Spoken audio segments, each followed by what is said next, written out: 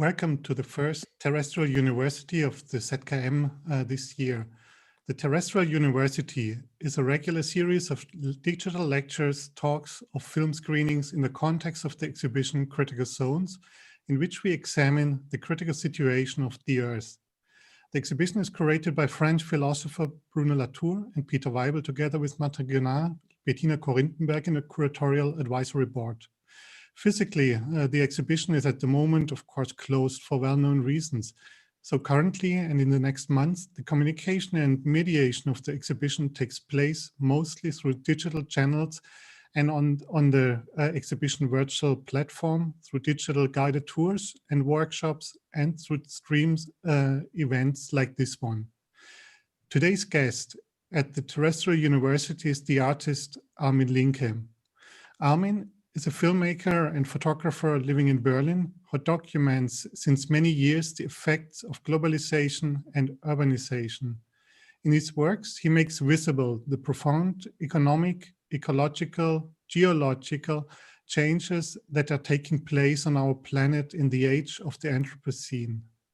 His vast research projects often span over the period of several years. In those projects, which requires extensive travel, he investigates the complex entanglements of industry, politics, culture, ecology, and economics. Often he collaborates in those projects with other artists, as well as with curators, designers, architects, historians, philosophers, and scientists in order to incorporate numerous perspectives and multiple discourses into the narrative of his works. Armin has shown his works in numerous important exhibitions and biennials worldwide. A very long relationship connects Armin with Karlsruhe and especially with the ZKM.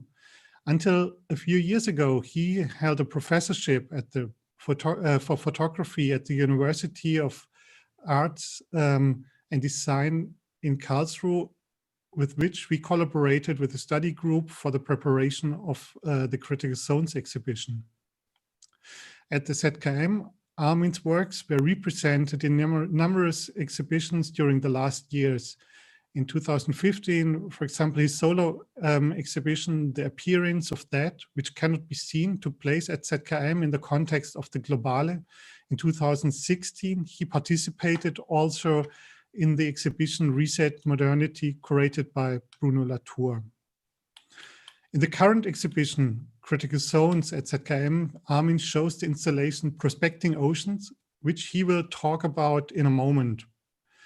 The work draws our attention to the oceans and current attempts to commercially exploit the immense mineral resources in the deep sea. After the presentation, as always, there will be the opportunity to send us questions via our Telegram group, which I will be happy to pass on to Armin. And now I'm very pleased to welcome here tonight at the Terrestrial University, Armin Linke, and virtually I now pass the floor to him. Thank you very much. I take over the screen. Just a second. Here we go. So, yeah, I will speak about prospecting ocean and trying to understand or to explain how the project started. And in fact, it started in 2016 by a commission and production by the TBA 21 Academy.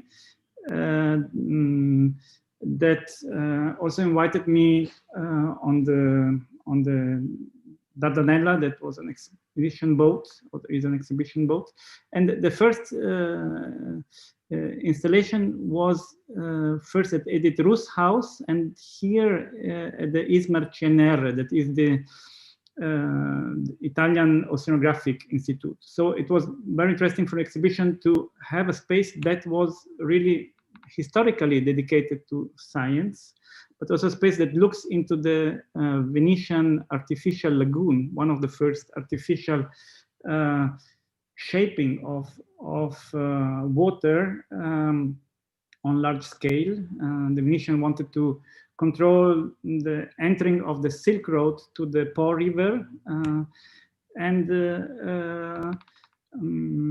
The exhibition first was also presented at Edith Ruth's house in Oldenburg.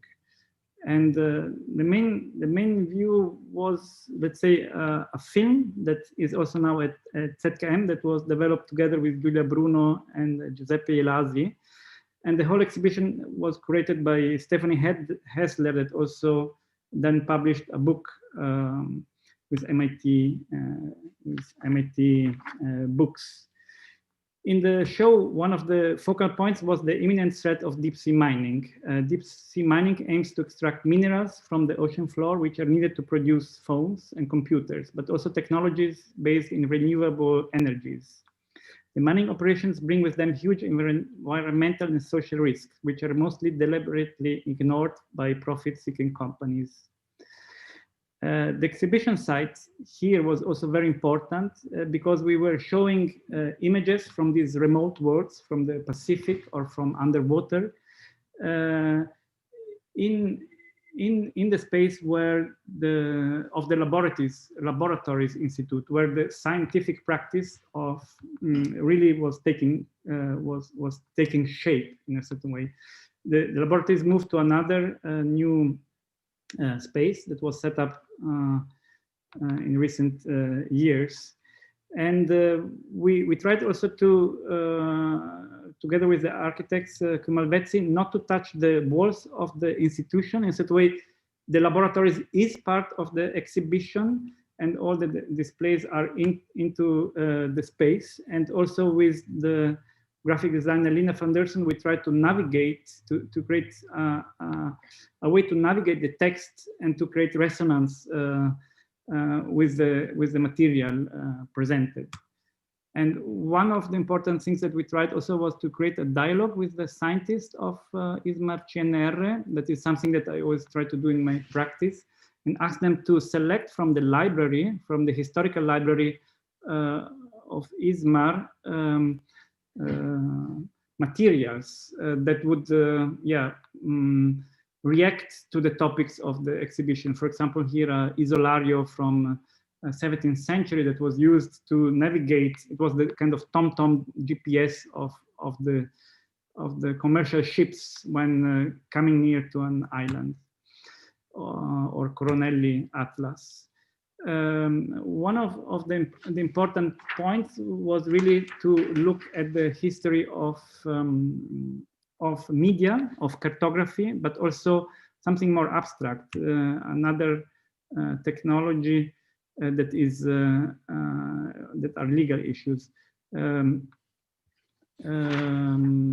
What we see here is maybe just back to the history, is a measurement by Marsili that was also the founder of the Italian Oceanographic Institute, and he was one of the first to make bathymetrical measurement, in this case in 1679, in front of Istanbul. What was interesting that the exhibition also went to the library and bibliothèque and the Marsili Museum in Bologna, where we could present these new technologies, this media from ROV together with these very first underwater measurements. And the exhibition also went to Istanbul, so resonating between the different spaces. What we see here is a book, an original of Hugo Grotius, Mare Liberum text. Hugo Grotius was a young lawyer that in 1609 wrote this text for the Dutch government to convince Spain and Portugal, that were at the time the stakeholders to which the Pope gave the right to navigate in the international seas. So Hugo Grotius wanted to convince that the Dutch could go to their colonies in Indonesia. And somehow this text is the invention of the liberal or liberalistic idea. And until now, we can travel through the seas in international waters free. We can also fish. So it's not only about the surface, but it's also about the water column.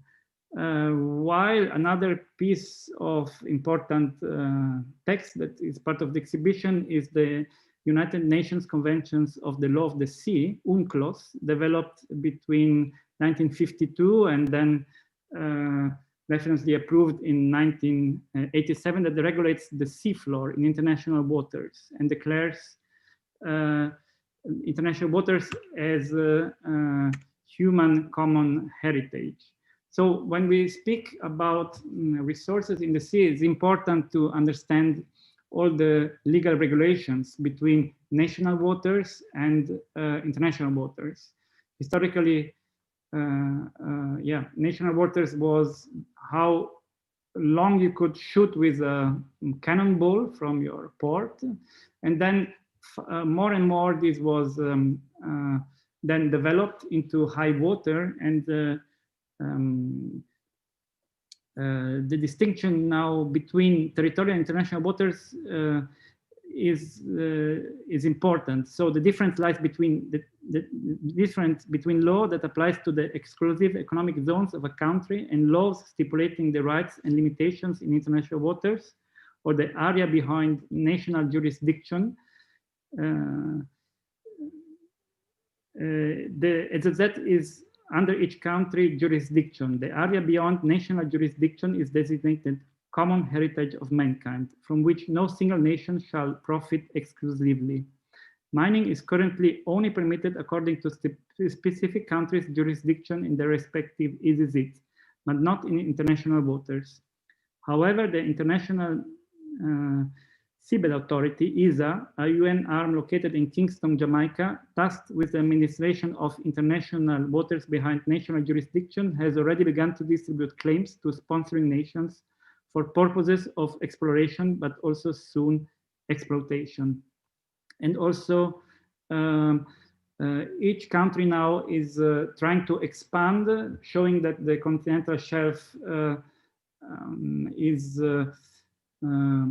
going not interacting abruptly, but going more fluently into the sea, can try to expand the EZZ into water. So in a certain way, there is a process of colonization of waters because of the resources. And this is possible also because now the technology, or since the 60s, the 70s, the technology to map underwater was possible. So claims made also be possible. So visual technology and legal technology are strictly connected. What we see here is the International Seabed Authority that is based in Kingston, because also this project specifically started to an invitation to present some of the results of the current field works, where I was invited by Utemeta Bauer in Kingston, and I made some research and got aware that the International Seabed Authorities was there, and then tried together with Marcus and Ute to visit the Office of Legal Affairs and the Environmental Management. And in the same year, we also filmed then the 22nd sessions of the International Seabed Authority. And what you see here in display is a manganese nodule that is one of the interests for exploration, because you have rare earths and important metals, for example, also for batteries. But the institution also regulates other things, like how to put internet cables underwater. So probably this Zoom meeting is going through a cable underwater to another continent by a plan approved by the International Seabed Authority. What was also important for me in the project was to show not the classical, let's say, oceanographic documentary, but to show things that might consider the boring, like how do you write a legal text that tries to describe the ocean, the future of the ocean resources. I like this scene because you see the handcraft of the legal text writing and the moment of design and gestaltung of what will be influencing the over geopolitical design. Maybe we see now a little extract from the film by Eric van Doorn that is trying to explain us the implications for the common heritage principle. In the 1960s, it became known that in the deep seabed, so everything beyond the continental shelf, there might be huge marine riches in the form of polymetallic nodules. Those nodules were discovered, and it was even so that many people thought it would actually there would be so much profit from mining those polymetallic nodules beyond national jurisdiction that poverty could actually be removed from the surface of the earth. In order to get to those profits, you needed the technology. And as you can guess, it was only the developed states that had the technology, but it was especially the developing countries who wanted to get rid of their poverty. So on the 1st of November 1967, the ambassador of Malta, which had just become independent 3 years before from the United Kingdom, proposed that everything beyond national jurisdiction, the whole ocean, would be the common heritage of humankind. The common heritage of humankind is, as we read the Law of the Sea Convention, applicable to the area and its resources, Article 136. But what are resources? Resources, Article 133A, means all solid, liquid, or gaseous minerals, mineral resources in situ, so in place, in the area, at or beneath the seabed, including polymetallic nodules. Polymetallic nodules mentioned especially because at that time, those were the only profitable mineral resources of the seabed thought of. Now I say mineral resources, and this is important because genetic resources are not mineral resources by definition.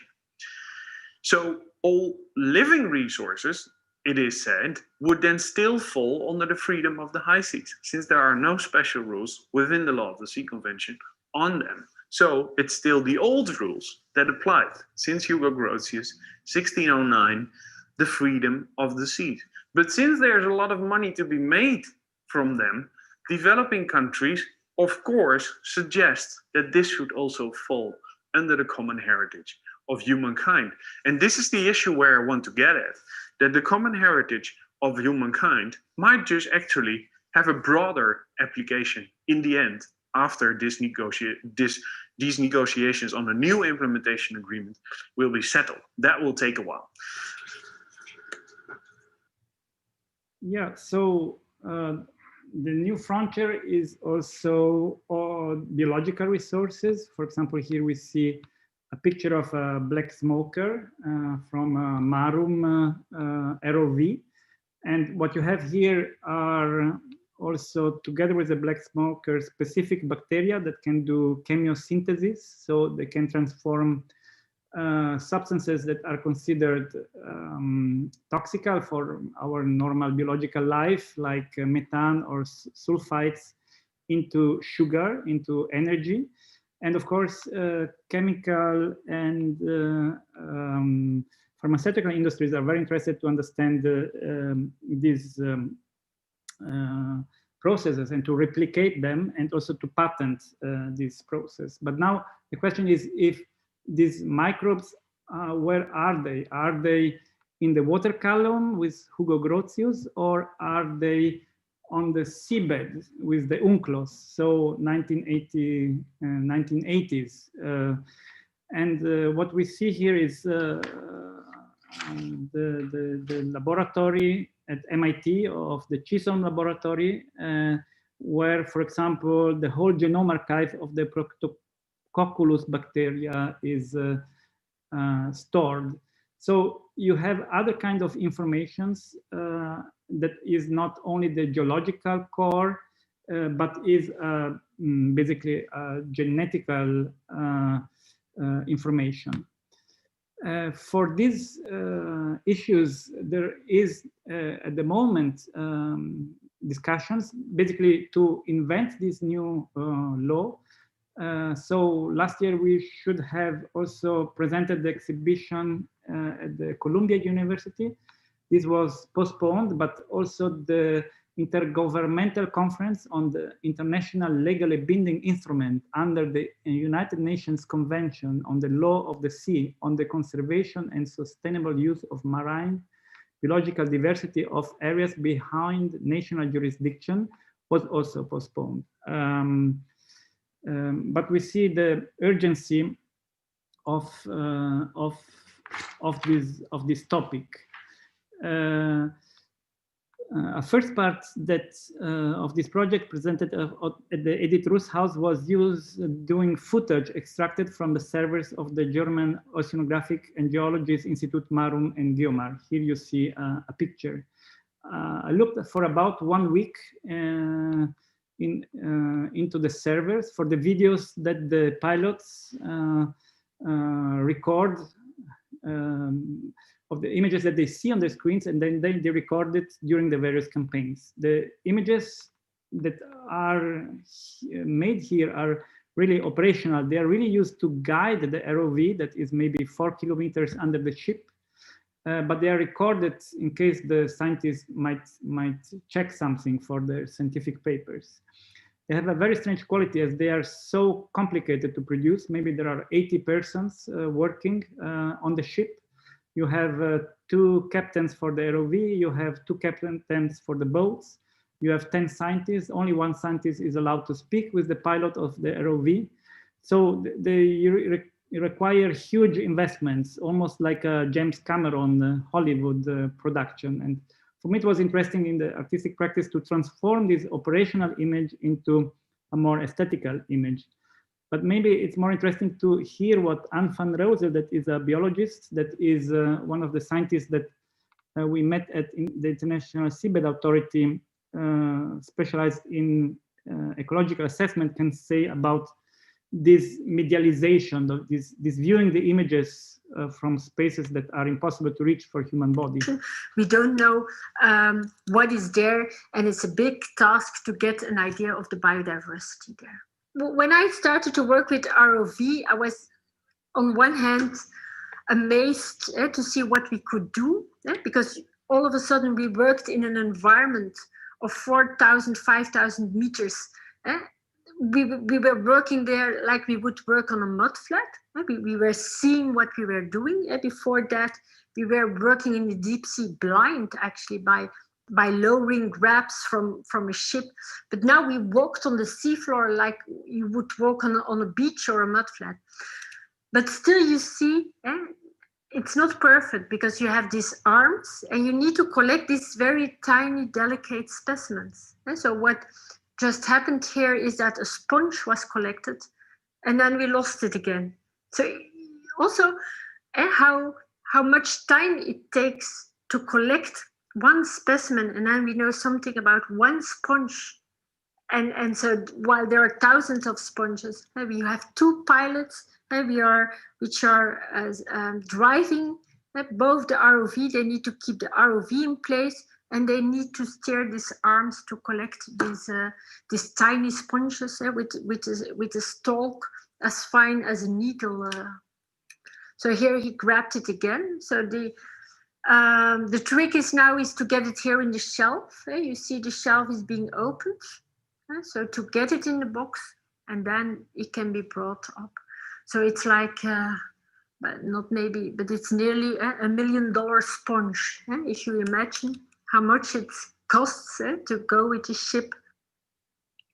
Yeah, the problem is really that we don't have that much information, and it's also very complicated to do ecological assessment. Most of the technologies were developed since the 60s, but they are relatively young. And simply the complication is that the human body cannot enter these realms because the pressure is too high. There needs always a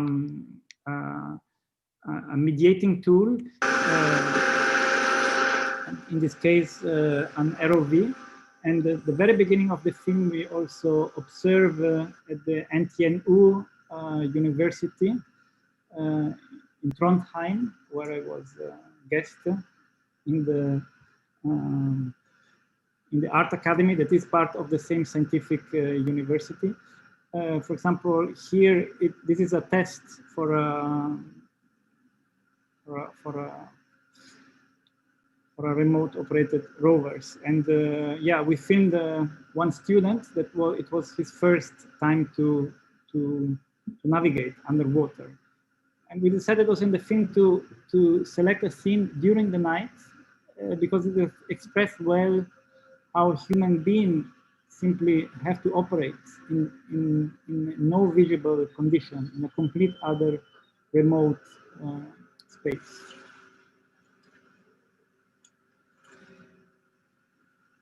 Yeah. Most of the technologies also were developed by the oil industries, and of course now with the transformation of the oil industries,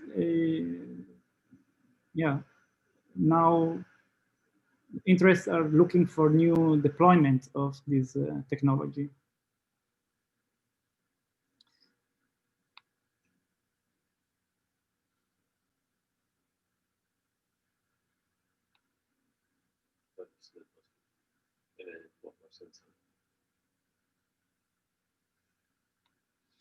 What is interesting as practice also, not only, let's say, to produce new images or try to produce new spectacular images, but try to look how images are produced by science themselves and how these images then enter our collective imagination. And yeah, again, for me, it's interesting why a specific image, when it's put into a Hollywood channel by James Cameron, has a specific quality, but the same image that is produced by a scientist is not considered to have this quality. It's just kept on a server.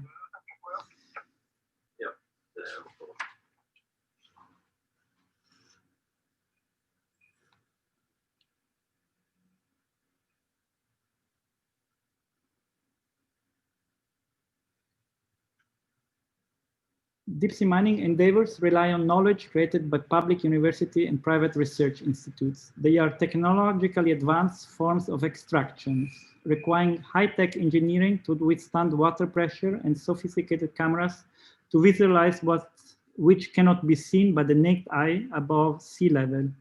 They insert themselves into complex webs of relations, social, cultural, economic, political, and ecological. Mining projects extract what they define as resources from these webs in the present, without attempting or being able to grasp their long-term and spatially uncontainable overflowing effects. While tangible for some, the concrete materiality and meaning of these extractions are hard to pinpoint or isolate. And again, also one issue is,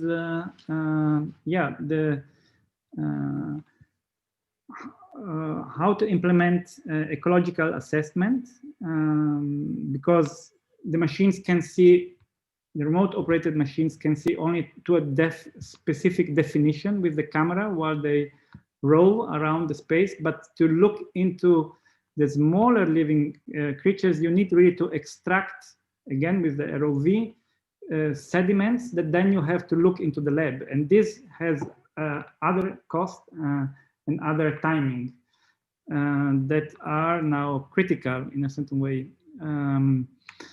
Because first experiments of deep sea mining were already done in national waters. So it's important to differentiate between international waters, where now only exploitation research has been done, but not really extraction. And we are here in Papua New Guinea in the Bismarck Sea. So in fact, an ex-German colony that Germany lost with the First World War. And what we see is the protest of communities in the Karkar Island. So in a territory that already feels the consequences of sea level rise, where some of the islands already lost some of their first meters of village land. Most of the village were at the sea level, and now have to go in time towards the interior to make agriculture, and thus creating conflicts between the different villages. And see now with with great peril the fact that their fishing territories might be disturbed or destroyed by experiments in deep sea mining. And also we have to remember that in Papua New Guinea there is a history of mining and exploitation with terrible ecological consequences. What we see here is a landmine for batteries. It's the Ramu Nico Management MCC Limited, so basically a Chinese extraction site, also on the Bismarck Sea, that brings all its deposit into the sea.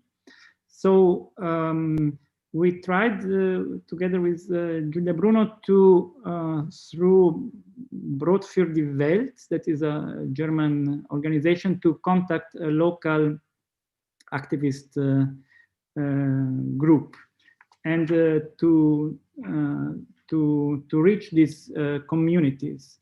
We were guided by a local grassroots organization called the Bismarck Ramos Group that we met through the German organization Brot für die Welt. Something special happened as traveling with our activist guide and financing the transportation and the local, this created local generators to really have the information between the groups so that the various local communities organize themselves. So the documentation was going far behind a passive document, but we were creating an active network for information exchange in activism organization. What you see here is a meeting during the evening. Sorry, I tried to go to the right point. I think I have to show it again. Anyhow, what you see here are the fishermen of the island of York Island that we met in the evening for a communal gathering. They had the possibility to discuss and present between them and in front of the camera their concerns. You will see Jenny Jack, that is an activist, Cyril Tanagada, a villager, Roland Ari, a fisherman, and Peter Trost, Naran Gillik, that are teachers and performance. In the meantime, the experiments, the company that wanted to make the extraction went bankrupt. So this project at the moment is stopped, but still there are concepts that it could continue. Cooperatives, me play go fish, me play come back, me play salim, me play honey money. Me can give you one play example. Long 2008, 2005, government and me been funding more cooperatives. So time me play gatimol cooperatives, me play amamas because me play honey money. Osem me Jenny, me by talking you play osem.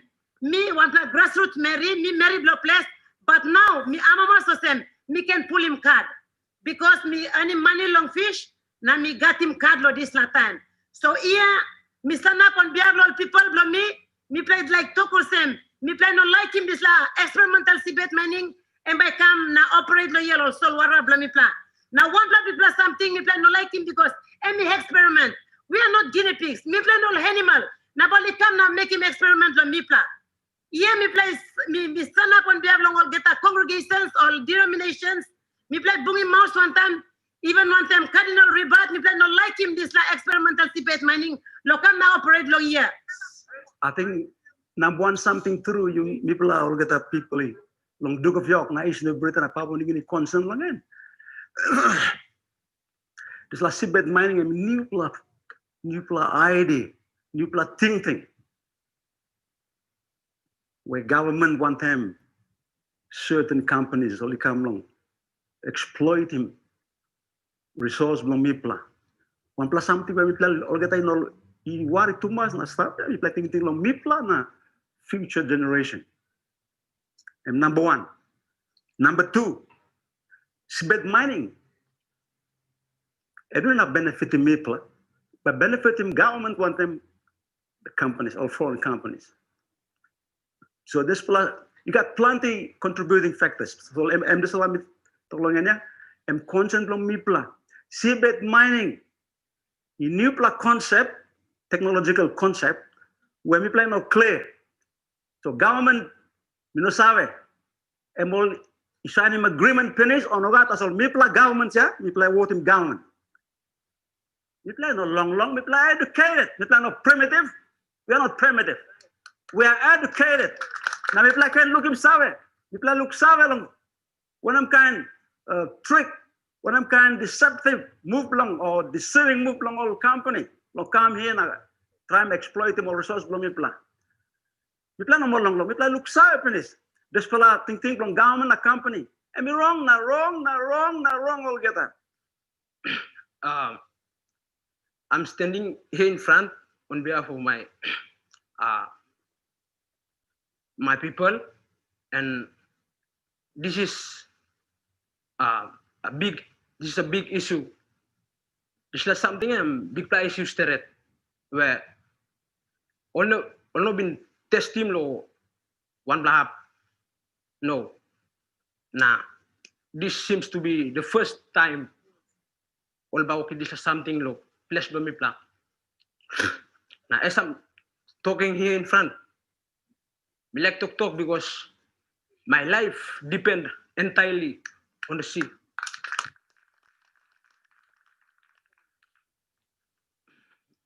One main point that I'm going to stress here, something I'm asking, so this company will come now, walk inside, Solwara blow me. Kami ask him, by me earn him life blow me lo one map. Ask him pa, like him some kain alvim point come lo pla. No got now.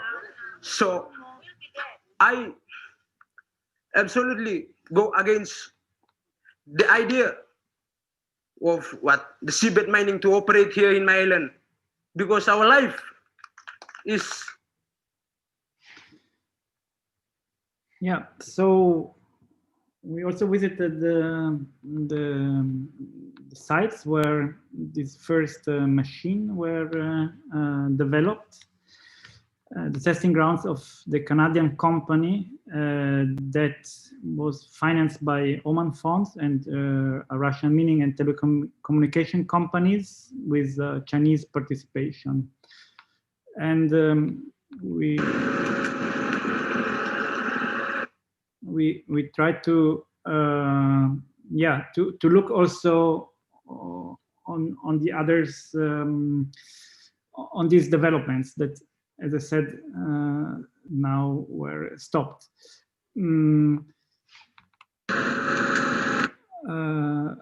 Maybe I can stop here or I can say something about further developments. A part of the project was also presented in Texas, at the University of Texas, where we also tried to look how oceans, currents, and sea level rise is developing, and also looking at preparing another exhibition for Columbia University that should now open in June. Columbia University is connected with the Earth and Lamont Institute, where Marie Tarp was active, and she also discovered through different technologies the continental tectonic movements, or in such a way she found the proofs for this theory. And we were also looking on this technology that she used for the very first time together with Bruce Hazen. But maybe I stop here, and maybe, yeah, maybe there are some questions.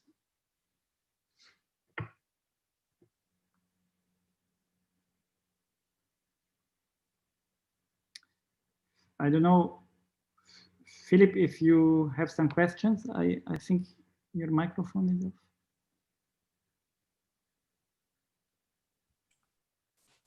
Thank you very much, Armin, for this wonderful presentation. I mean, I'm always impressed by the many layers of your project, and there's always so much to talk about. It's hard to think about where to start. So maybe I start with a very basic question, because I've admired your work since a long time, and one of the first works I came across was the films about the Alps many years ago, in which you examined the contemporary perceptions of the landscapes of the Alps.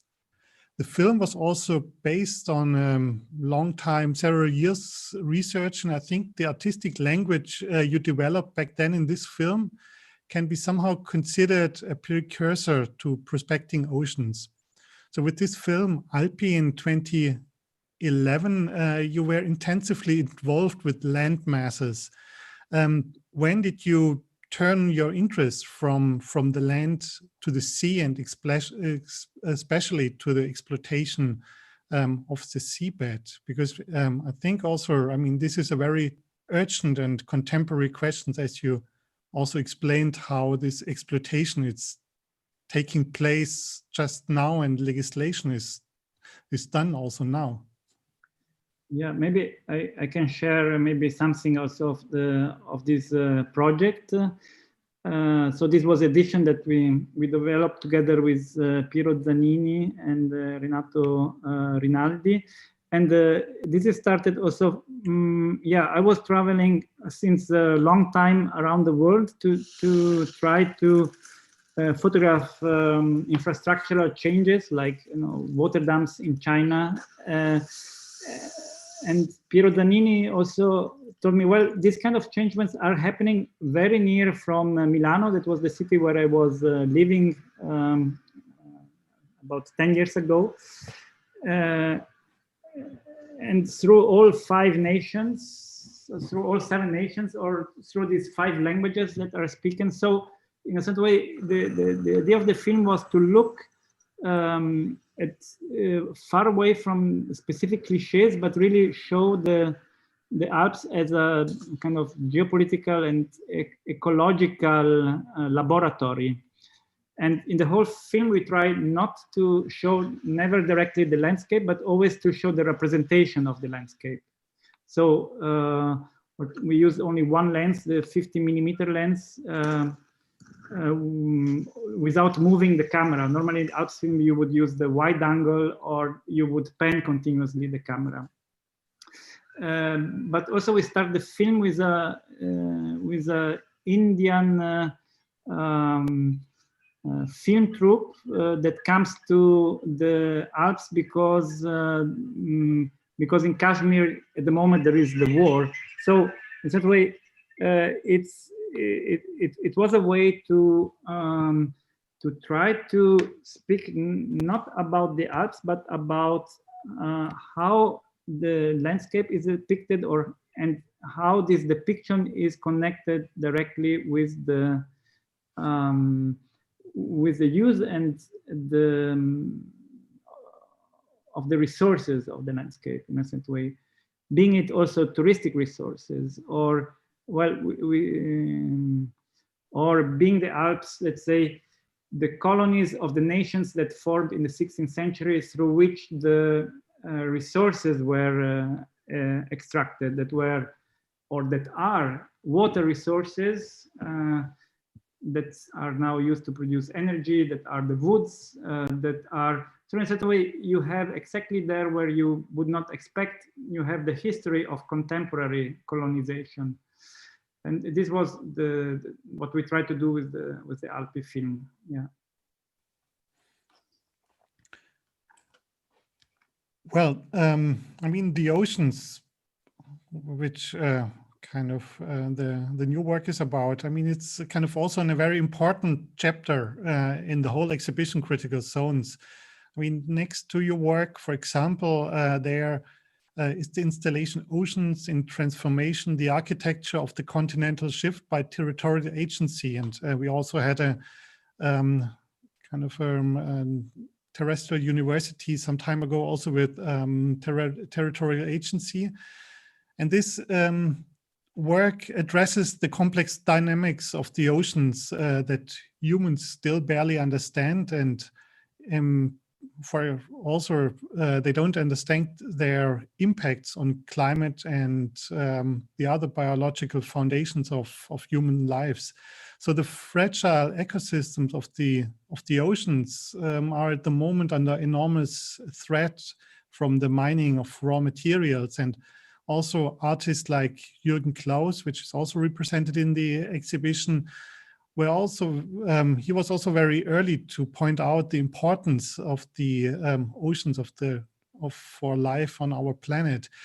But what do you think about the artistic works like of Jürgen Klaus or yours or a territorial agency, and also the commitment, and you mentioned the TBA 21 Foundation, who is taking care a lot about kind of producing new works about the oceans and the exploitation of the oceans. I mean, what do you think art can achieve at the moment? I mean, can art achieve something for the protection of the ocean?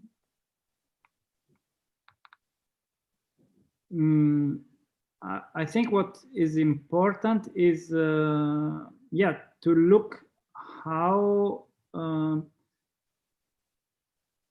law is designed, and law can be designed only through specific information. And I think there is a history of looking at the territory.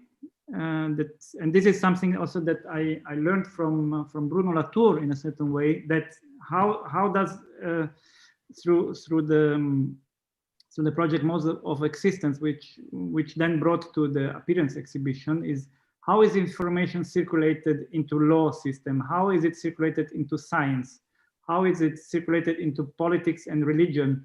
And how are these four worlds entangled and create then in a certain way the social discussions and the social needs? And looking at this, how information is depicted in these different channels and how they are negotiated through the different channels is very important to understand how the vision for the future, including the vision for the oceans, is designed. So I think that in this sense, art can be very important because it can be a tool to deconstruct this depiction history, to understand who are the players that are constructing also the contemporary vision, who are also deconstructing it, and how are the different also stakeholders using their own imaginary and put it into this chess play in each own narrative. And of course, every stakeholder has its agenda, has its language, has its also visual language. And I think art can be, and especially photography,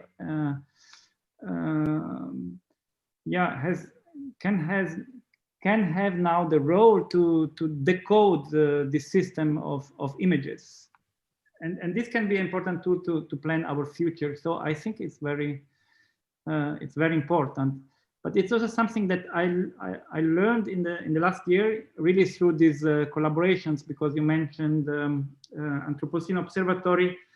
You mean Territorial Agency, and for me it was very important the collaboration with with John and Anne-Sophie for Anthropocene Observatory, where we try to look more at the geological and atmospheric issues. And so when TBA 21 came in for the, let's say, more oceanic topic, this was something, a complementary that filled something that was important for me to look at. Yeah, and it's also very special that there is an institution like this that, or a group of people like this, that in the art system that produce something and takes a risk to produce something and not just take something for a collection that is already produced, but in producing also creates now a network on which you can really insert yourself if you have a specific needs for artistic research. So it's also this way to create a collective network. And I think this is also important, and it might be also important in this relation to the scientists, to create awareness also of how important the work is. Well, and I think also art is a possibility to amplify also the voices of the often not heard minorities. And in our Telegram chat, Michelle wanted to ask you again about the name of the grassroots organization there in Papua New Guinea. And maybe you can tell us a little bit what they were fighting exactly for and against, and how they were organized. Yeah, the organization is called the Bismarck Ramos Group. So they are based in the Bismarck Sea, and they are active already since 20 years on very different topics. So let's say whenever I travel, I try always to be to be in contact. Let's say not to and to find a way that also when you enter a community, this could be also eventually useful for the community. So for me, it was very important to enter the communities with them, with their knowledge. And again, as they were not operating only against deep sea mining, but for example, also about lodging, because there are Indonesian and Taiwanese groups that are very strong in the lodging in these areas. There are already said Chinese groups and that are doing mining with very low ecological standards. There is a problem of sea level rise. There is a problem that the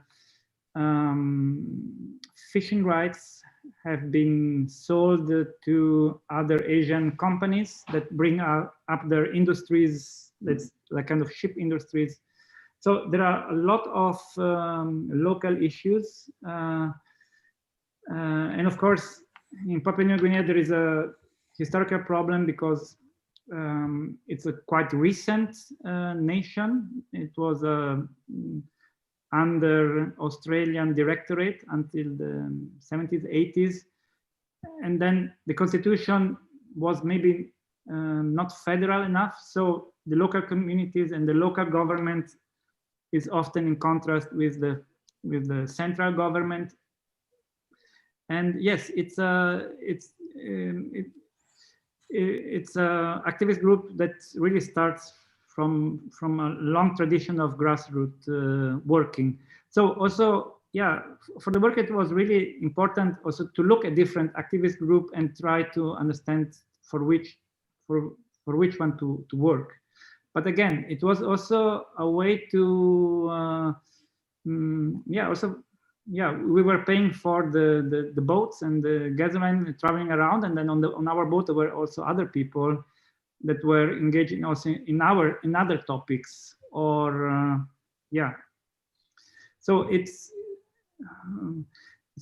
interesting when you think you're just only documenting, but but maybe then you understand, oh, through the documenting you are also activating something else, and then that's when again doing art is also interesting, because you activate maybe not in the museum but before or in another condition something through your presence. I mean, can you tell us a little bit more about your working methods? I'm always interested when you start kind of to work on a new topic. Do you know in the beginning, I mean, what you are exactly looking for? Or do you have, for example, for a film, do you have a script? Or is it also a lot of chances and you develop in the process of the research kind of the plots and you react more or less to that which you come across on your travels and researches? Yeah, let's say that let's say I have a wish list of things that to me seems relevant and interesting, and then I try to convince other people that it might be important to produce something around it. And often the projects are quite large, so it's not possible to produce a whole project in one step.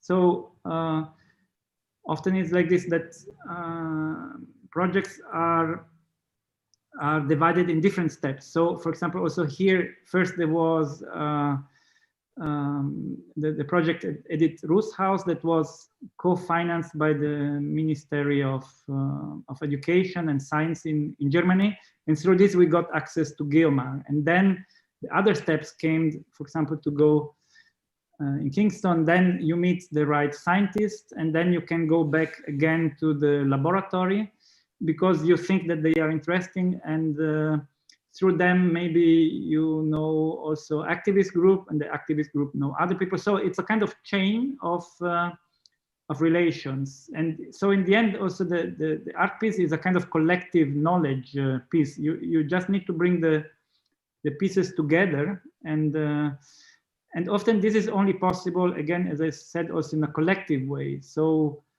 collaborating with Juliette Bruno, that is a biologist, but she's also together with Giuseppe Ielazzi, the editor of the film. Yeah, but when we are in a biological lab, it's maybe she makes the right questions, or yeah, like in Anthropocene Observatory, it was yeah, working with John and Anne-Sophie. So or yeah, so it's often step by step, and one thing brings the other in a kind of chain reaction. And yeah, so for example, for the exhibition, the text part was very important with Stephanie Hessler, or yeah, also the other step is once a project often is invited to go into tournée, is always to try to find a local relation.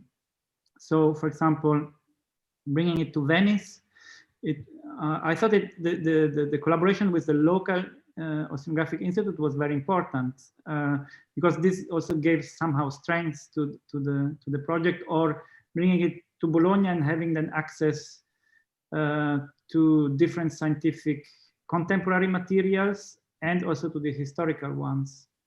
So yeah, there is always this local research, and there is this, let's say, larger research, and these two come together and then are blended together into the installation. So Michelle from Telegram, she would again like to ask you about a kind of very fundamental question she poses. Should art on this topic be addressing individuals and politics equally? I mean, you mentioned you are bringing also back your works also to the kind of to the sites where politics is made. I mean, you are also often showing your works then to politicians and kind of the ones who are actually making the laws. I mean, how do you envision also this, or how is it functioning? I mean, do you kind of keep also contact with the politicians, and you think also art can help to influence them or to open up their attention to new perspectives? Yeah, that's a good question. I think I'm not consequent, definitely not. Of course, for example, what I did is we printed DVDs and then we shipped them to the communities in Papua New Guinea. So, because they speak in the communal commission, let's say, this is like when we go to the, how do you say, to the municipality. So we send them back the DVDs for them so that they could look at this. And of course, we also filmed at the United Nations during the last Oceans meeting. And the idea now for the Columbia University was to open the exhibition in the very same week when there were this discussion on biological diversity behind the international waters. But now this didn't work. So we will try, but of course, I'm not sure. I think that would be also an important discussion to do with the institutions that then present the work. I mean, how can you really just not be, the side event for the coffee break, or how can you bring this art really into the main discussion, or how can it be a tool for the main discussion about the legal? So this is something that would be, in fact, it's a very good question, because maybe we would need to bring the museum into the parliament, or maybe we should bring the parliaments into the museums. Yeah. That is, in fact, also an exhibition of Bruno Latour, Assemblage, no? Yeah. Absolutely. I just wanted to mention, I mean, you are collaborating with Bruno since a while now. And I mean, he participated in some of your last projects also and contributed text to your publications, but also you participated in various projects he did in the arts in the last years. So from your perspective, what makes it so special to collaborate with Bruno, and how did it start? When did you meet? Well, I think we met some 15 years ago, something like that, in Milano. There was a project called Bridge the Gap, where the idea was to bring artists and scientists together. And I hosted it in my photographic studio 1 or 2 days, and there I met Bruno, and then he invited me to also to participate in this exhibition, Assemblage of Democracies. That was at ZKM. And then, well, for me it was a very strong interest and influence. So out of this project, I developed another project, learning from the exhibition at ZKM. It was Corpo dello Stato. So I tried to photograph the Italian Constitution together with the Maxi Museum by really going in each institution that is listed in the Italian Constitution. And from there on, then through this other project, Anthropocene Observatory, we met again. And also, we also tried different collaboration at the HFG Karlsruhe. That so it was a really a very I learned a method also thanks to visiting also the Sciences Po school in a certain way.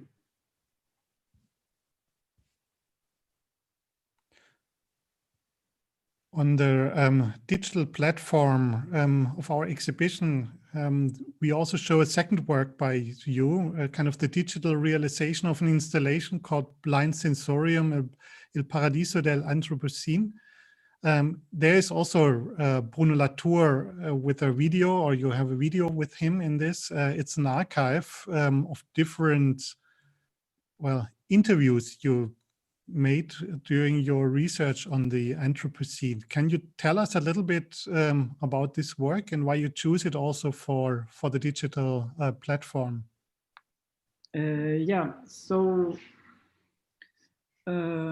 starting from the Anthropocene Observatory project, I developed different additional fieldworks that were looking on the topic of Anthropocene between these three different realms of geology, atmosphere, and oceans. And 2 years ago, I presented this in a larger exhibition in Matera, that is in south of Italy, in Basilicata. At the time, it was also European Capital Culture. And what is very particular about Matera is that is also there are archaeological traces of first, let's say, urban or fixed non-nomadic settlements in Europe. So maybe I can show some images of the exhibition. Let me just share the screen again. So here, and yeah, this is a image from the installation. So it's very interesting because until the 50s, people were living in caves, like in Stone Age, and then this was considered the say the vergogna, I don't know how to say, the shame of Europe. And so through a Marshall Plan, people were evicted from these traditional buildings that in the meantime are, let's say, the very special touristic bed and breakfast, like what you would find on Condé Nast Traveler in a certain way.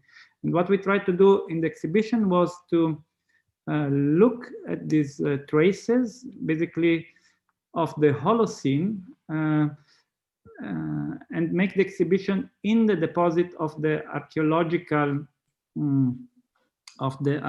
museum. So not in the museum, but really in the deposits, again, to activate the institution and look at the very first traces of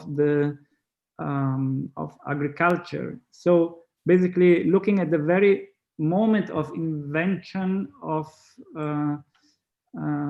technology, of agriculture, that was possible at the end of the small glaciing period. So basically at the beginning of the Holocene. So this technology, through the stabilization of the climate, and to bring this in discussion to together with the Anthropocene. So with the 2 degrees instabilization problem, and basically to compress this into the exhibition into a kind of time machine.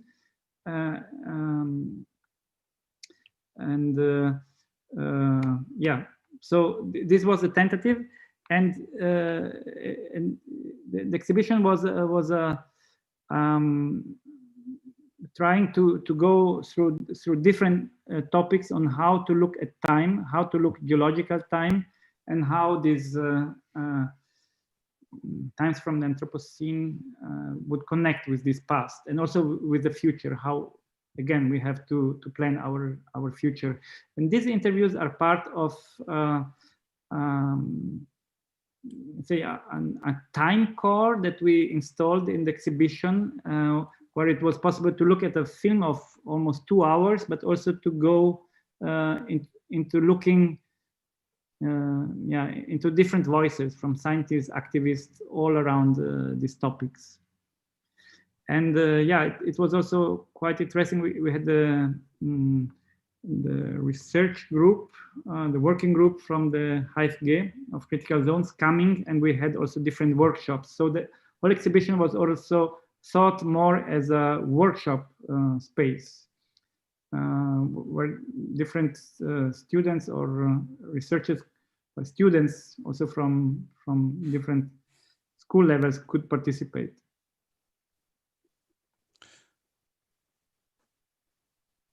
I mean, do you ever stop with your research, and are there in your works? I mean, you explained it, how they are always developing from one stage to another and from one kind of institution to the other. They are in possibility to exhibit them. They are kind of reconfigured. I mean, do you completely stop with your with research in certain ways, or are they always kind of a layer and then you come back to them? And because in the meantime, I mean, you have an enormous archive of images and films and materials you collected in the last 10, 20 years about the fundamental changes on the planet Earth in the last years. And I mean, I have the impression you always kind of, you often dig in your archive, and then kind of there are new ways of combinations and kind of, and a lot of ideas come also out of in the reconfigurations of the materials you collected. Yes, it's in a way is a method, as I explained before. Also, this kind of working by steps. So in a certain way, you can collect maybe you go for a field work to look for something, but you find something else, but you don't know, you don't have yet the tools or the knowledge to read it, or you don't know yet the right person that have the interesting way to read it in a certain way, because it is also something that we did also together in the exhibition Appearance, that was taking images from the archive and having them read by other persons, and again, this project started from Bruno Latour Modes of Existence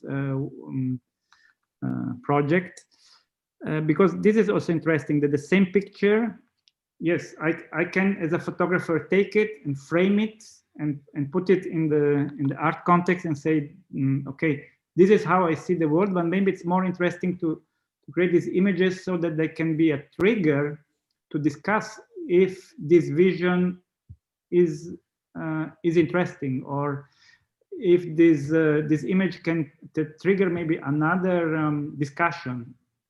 So not to fix the world, but to begin a dialectic on the world, or on our perceiving. So in this sense, it doesn't hopefully, yeah, it's still in development.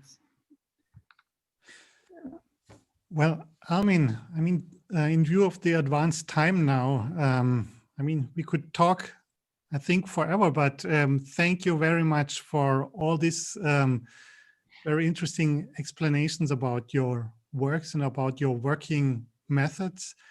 And of course, thank you, the whole team of the ZKM, who made here in the background this streaming possible.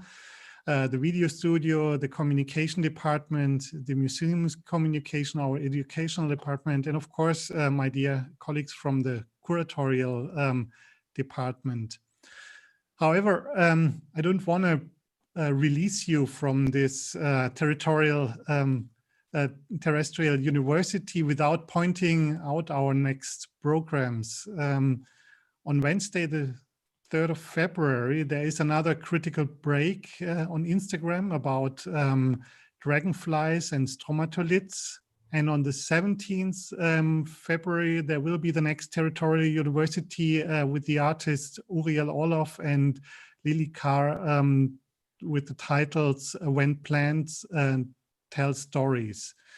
So again, Armin, thank you very much. And thank you, dear audience, for your attention. Stay tuned. Look for more information about critical zones and the digital programs of the ZKM on our website. And most importantly, stay healthy. Goodbye, and thanks a lot for your attention. Thanks to you. Thank you.